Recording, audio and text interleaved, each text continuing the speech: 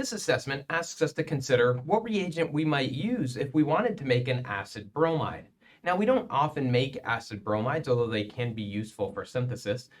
Usually, we don't worry about acid bromides because they're so reactive, and an acid chloride does exactly the same things. So this is in some ways a hypothetical, testing our ability to look back at reagents we've seen previously used in different cases.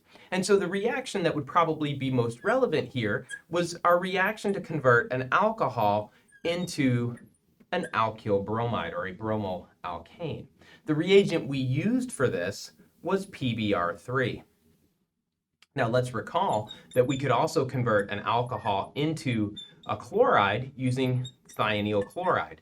And so it makes sense that if thionyl chloride can be used to convert a carboxylic acid into an acid chloride, then perhaps PBr3 could be used to convert a carboxylic acid into an acid bromide. Another reagent you might have come up with in this is to say, well, if thionyl chloride puts a chloride, it makes an acid chloride, could you have a reagent like thionyl bromide? Probably a really nasty reagent, but if you could make it, you would expect it to do the same thing. So hypothetically, by modifying these reagents or using these reagents that we've done previously with slight modifications, we should be able to make an acid bromide using those same reagents. Would you want to use thionyl bromide in the lab?